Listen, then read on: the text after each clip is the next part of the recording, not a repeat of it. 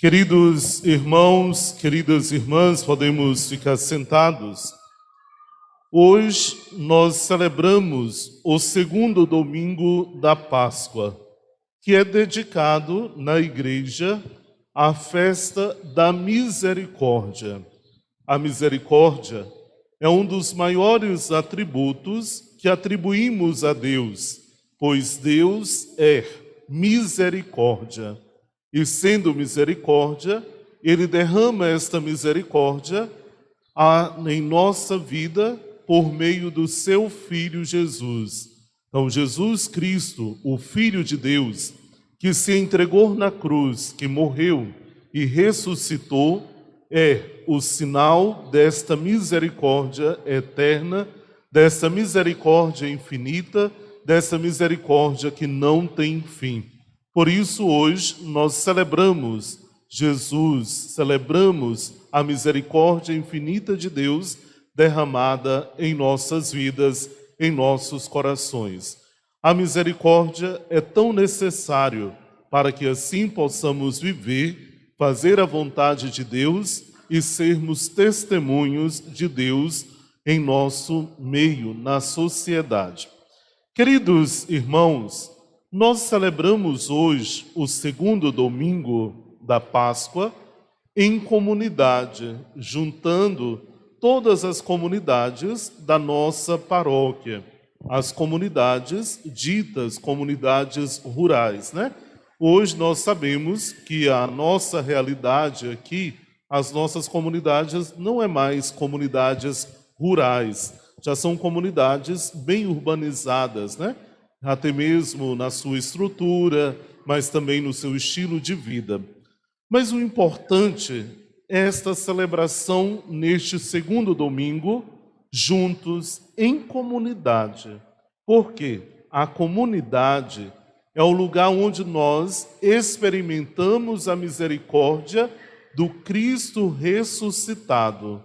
Quem está longe da vida comunitária não consegue fazer experiência da misericórdia divina, porque sozinhos e isolados nós ficamos privados desta misericórdia.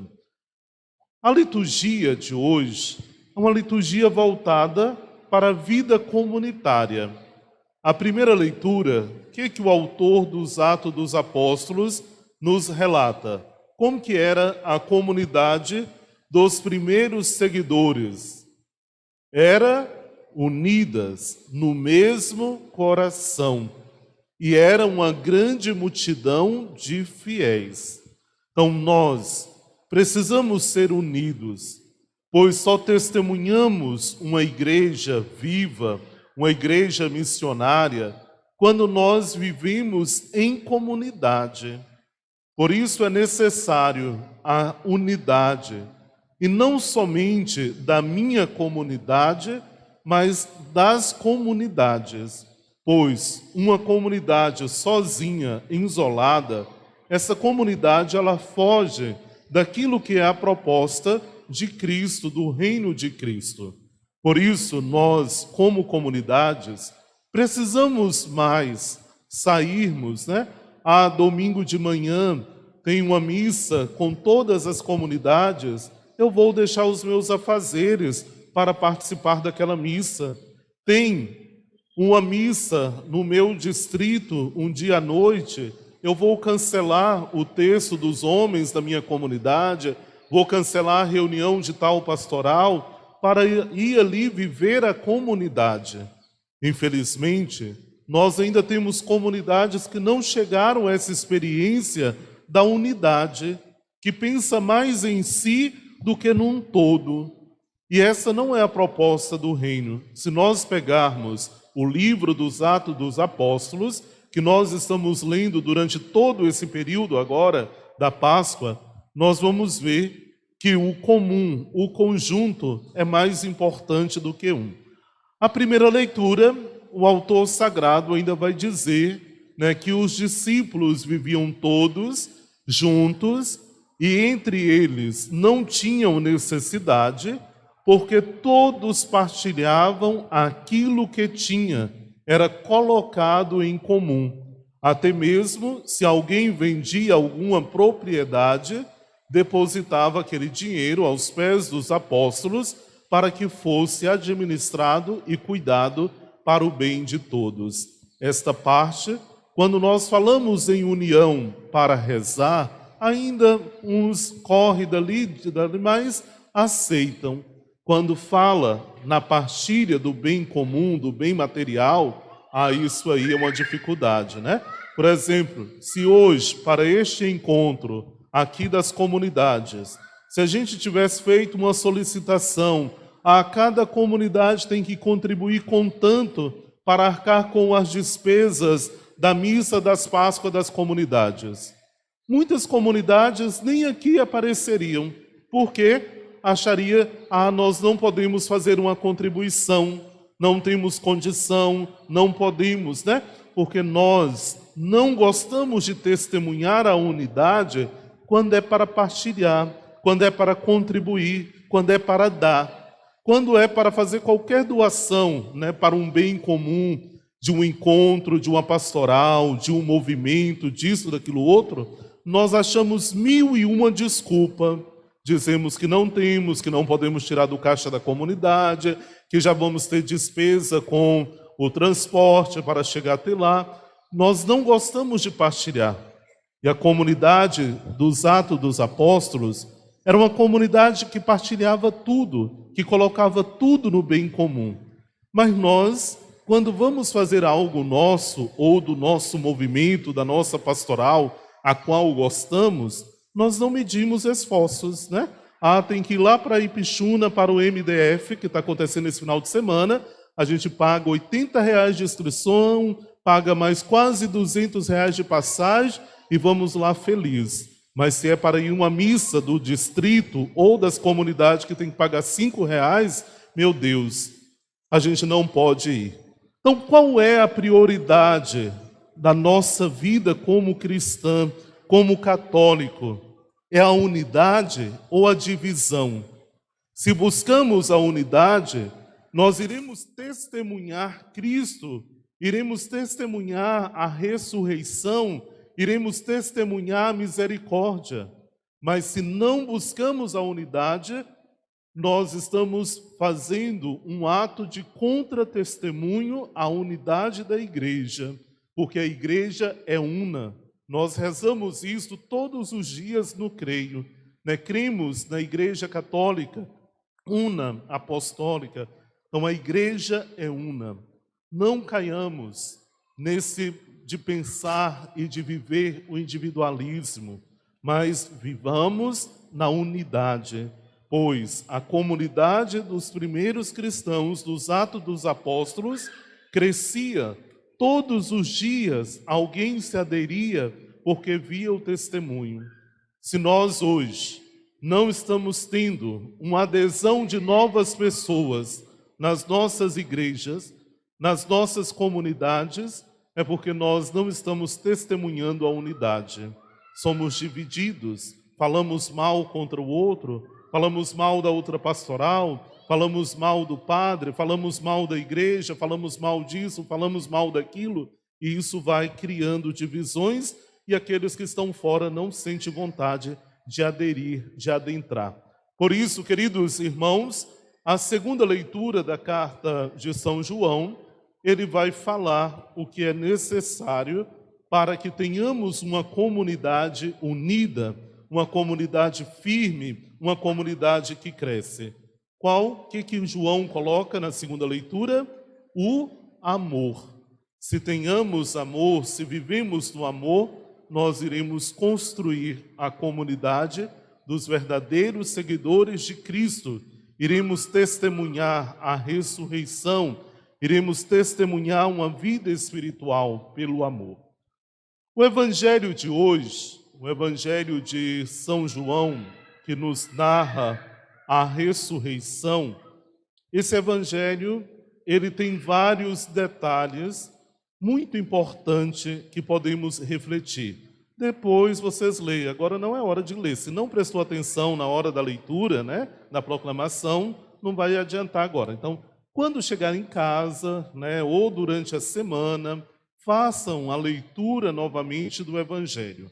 Primeiro, o evangelista nos coloca que no primeiro dia da semana, ao anoitecer. Qual o primeiro dia da semana? O domingo.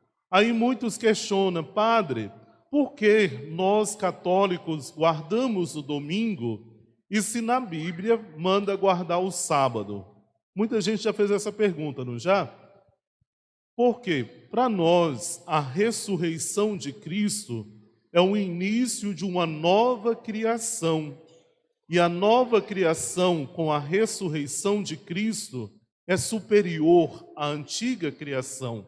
Então, por isso, o domingo passa a ser o dia do Senhor, o dia da ressurreição. Por isso, todos nós católicos precisamos aprender a guardar o domingo, ir à igreja, participar da missa, participar da celebração da palavra, tirar o domingo para a evangelização, ou até mesmo para visitar uma pessoa idosa, doente, né? Mas parar de tratar o domingo como um dia qualquer. Muitos aproveitam o domingo para lavar roupa, para limpar a casa, né? Para lavar o carro, para trabalhar um pouquinho a mais. Não adianta. Você vai estar perdendo o seu tempo e vai tirando aquilo que é de Deus. O domingo é de Deus, é dia sagrado. E quando nós não santificamos o domingo, nós estamos lesando o tempo que Deus nos deu. Os discípulos, já era noite, anoitecer. O noite, na Bíblia, é sempre um momento de tensão, de medo, de pavor, de insegurança. Os discípulos estavam com portas fechadas. Eles estavam com medo. Diante de tudo aquilo que tinha acontecido, né, com a condenação de Jesus, com a sua morte, com a sua crucificação, eles estavam tomados de medo. De repente, Jesus aparece, coloca-se no meio deles, e o que é que Jesus fala? A primeira fala de Jesus aos discípulos. Quem prestou atenção? A paz, bora lá mais forte, a paz esteja convosco. Porque quando nós estamos com medo, nós não temos paz. E quando nós não estamos com paz, nós não conseguimos compreender as coisas, não conseguimos perceber aos acontecimentos. Então Jesus, conhecendo o coração dos discípulos que estava aflito, ele deseja a paz. Jesus também hoje, ele nos dá a sua paz. Então você, meu irmão, minha irmã, que está com o seu coração aflito, inseguro, que está revoltado, né? Que não está confiante, que está magoado com qualquer coisa, Jesus também está dizendo para ti, a paz esteja convosco. Na doença, no desemprego, no problema da enfermidade de um da sua família, no problema do vício de droga ou de bebida, na traição, em qualquer situação que esteja te afligindo, a paz esteja convosco. Naquele momento, Jesus então mostra as suas mãos, o seu lado. Os discípulos se alegram por verem o Senhor ressuscitado. Jesus então vai dizer novamente, a paz esteja convosco. E o que Jesus faz naquele momento? Ele sopra o Espírito Santo sobre os discípulos. Quando na Bíblia há um sopro, alguém recorda outra passagem bíblica que fala do sopro? Recorda ou não? Vocês não lêem a Bíblia? Lá no Gênesis, quando Deus cria o homem, forma o homem do barro, o que Deus faz? Ele sopra e dá a vida. O que Jesus faz com os discípulos que estavam com medo? Ele sopra e dá o Espírito Santo, dá vida. Porque quando nós estamos com medo, nós também ficamos paralisados, perdemos a vida.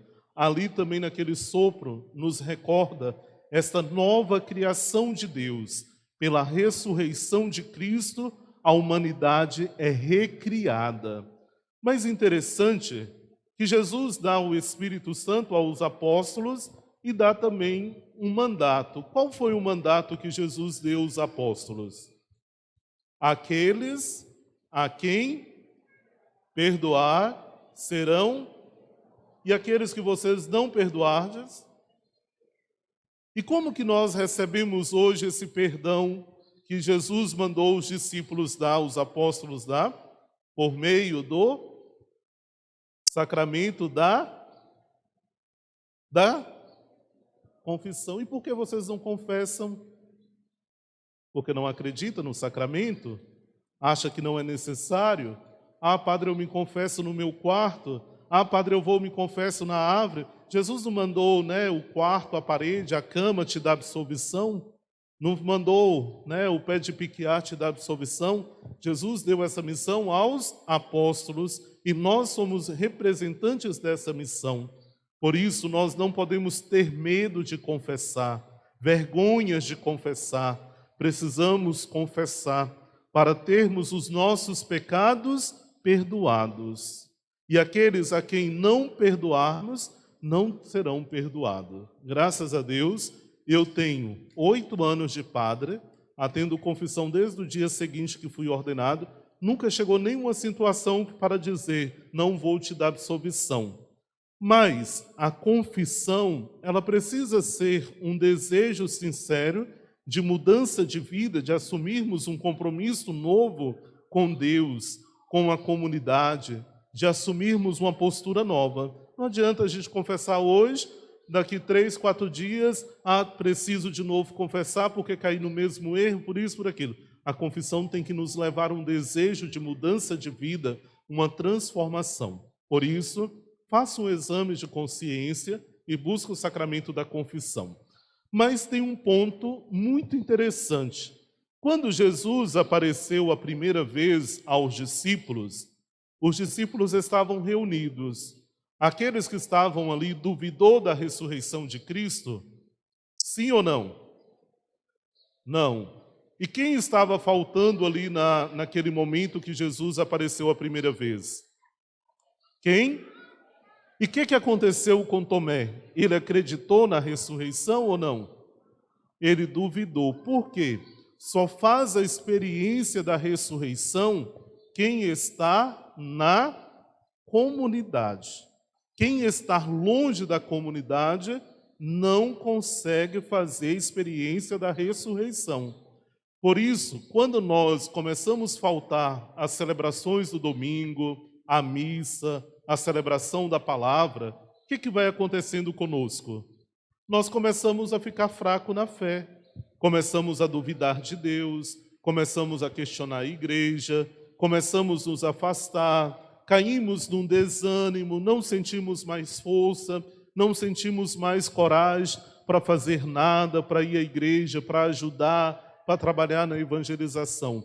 Por isso, não caiamos na tentação de nos afastar da igreja, de nos afastar, sobretudo, das celebrações aos domingos, Na comunidade que tem missa, nas que não tem missa, da celebração da palavra, Não podemos afastar da comunidade, porque quando nós nos afastamos da comunidade, nós perdemos a oportunidade de fazermos a experiência da ressurreição, pois só é possível fazer a experiência da ressurreição na vida comunitária, junto com os irmãos.